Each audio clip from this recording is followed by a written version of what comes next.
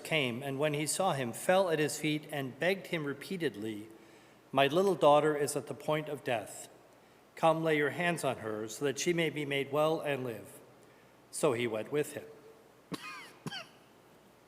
And a large crowd followed him and pressed in on him. Now there was a woman who had been suffering from hemorrhages for 12 years. She had endured much under many physicians and had spent all that she had, and she was no better, but rather grew worse. She had heard about Jesus and came up behind him in the crowd and touched his cloak. For she said, "If I but touch his clothes, I will be made well." Immediately her hemorrhage stopped, and she felt in her body that she was healed of her disease. Immediately aware that power had gone forth from him, Jesus turned about in the crowd and said, "Who touched my clothes?" And his disciples said to him, "You see the crowd pressing in on you. How can you say, 'Who touched me?'" He looked all around to see who had done it.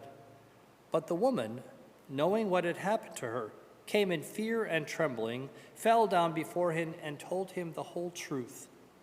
He said to her, "Daughter, your faith has made you well. Go in peace and be healed of your disease." While he was still speaking, some people came from the leader's house to say, "Your daughter is dead. Why trouble the teacher any further?" But overhearing what they said, Jesus said to the leader of the synagogue, "Do not fear, only believe." He allowed no one to follow him except Peter, James, and John, the brother of James. When they came to the house of the leader of the synagogue, he saw a commotion, people weeping and wailing loudly. When he had entered, he said to them, "Why do you make a commotion and weep? The child is not dead, but sleeping." And they laughed at him. Then he put them all outside and took the child's father and mother and those who were with him and went in where the child was. He took her by the hand and said to her, "Talitha cum," which means, "Little girl, get up." And immediately the little girl got up and began to walk about. She was 12 years of age. At this they were overcome with amazement.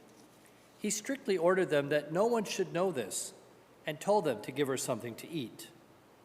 The Gospel of the Lord.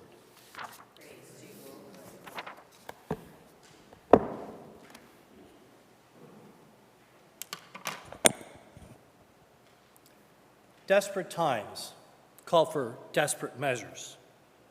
Now, how you define those desperate times depends on the situation you find yourself in.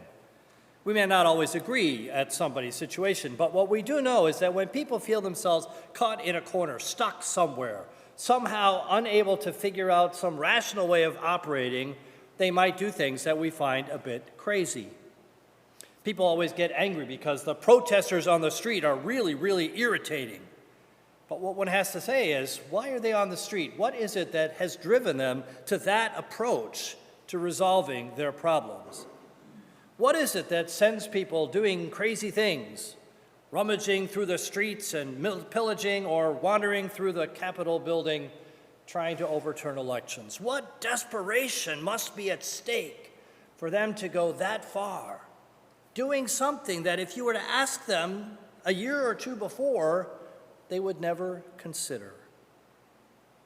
I think the area where most of us understand this desperation more than any other is in physical experiences.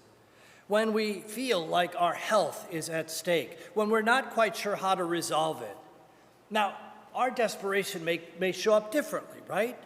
We find ways of approaching that. So if we can't get a doctor in Bay City, then perhaps we'll look for a doctor in the Greater Lakes Bay region. And if we can't get one in the Great Lakes Bay region, then maybe we'll go down to Ann Arbor to that mega hospital down there. And if that doesn't work, we have other healing centers. We just have to use one name and we can identify them. Cleveland, Mayo, Houston, depending on what you got, right? People are then willing to do just about anything to get to those places to get made well. Desperate times call for desperate measures. Jairus, leader of the synagogue, respected citizen in Capernaum, had a daughter who was sick. At any other time, Jairus probably walked around town with great pride, with his head held high, and everyone respected him. Everyone knew him. Everyone cared about him. But when his little girl is at the point of death, not even Jairus cares about his reputation. He is more than ready to grovel at the feet of this itinerant teacher that he's not quite sure about, that the other people in the synagogue don't really want around, this troublemaker. He is more than ready to get on his knees and plead for his little girl. Because his pride goes away when his love comes forth. And that poor woman, the anonymous woman who has been dealing with a hemorrhage for 12 years. This is one of those things where women can be much more helpful in understanding this problem than guys can. We just don't get this part. But 12 years of hemorrhaging is a big deal. It's a long time. And the gospel writer makes sure that you understand it. She has gone to every physician. She's probably been to Mayo and to Cleveland and to Houston and all the other places. She has spent all the money she had, and nothing is helping her. And so she's heard about Jesus. And in desperation, she goes through the crowds. Now remember, she's been bleeding, and a bleeding woman is unclean and not supposed to be around anybody else and makes everyone else nervous. Because men have written the rules, right? So she is making people nervous for her uncleanliness, and she's working her way through the crowd, trying to find a way to be able to grab Jesus' cloak. She has put herself all out with the hope that this will do it. Desperate times call for desperate measures. And it works for her and ultimately for Jairus. But I think the reason they reach out to Jesus, the reason they're willing to go to that extreme with Jesus, is because they already begin to understand that Jesus represents something or someone greater than any human being. They see in Jesus the very presence of God. Maybe not Jesus as divine yet. They haven't quite come to that understanding, but they do know that through Jesus, God is working. And they believe deep down in their heart that God is faithful, that God desires life, not death, healing, not brokenness, wholeness, not despair. And so because they understand the faithfulness and the loving nature of God, they're willing to go all in, that God will do something on their behalf. And they're right. God is willing to go all in.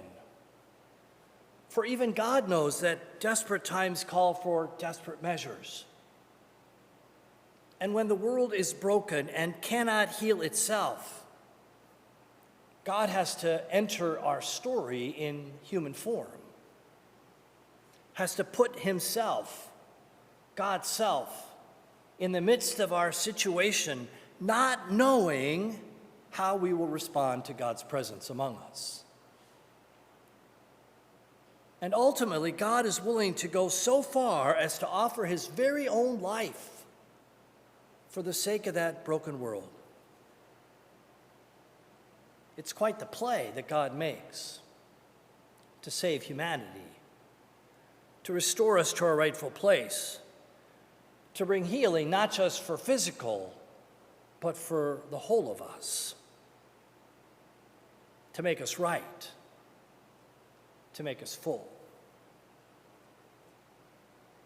And then, when we grasp what it is that God has done, how the abundance of God's mercy and grace, how God has left, as Paul says, his riches behind and entered into our poverty.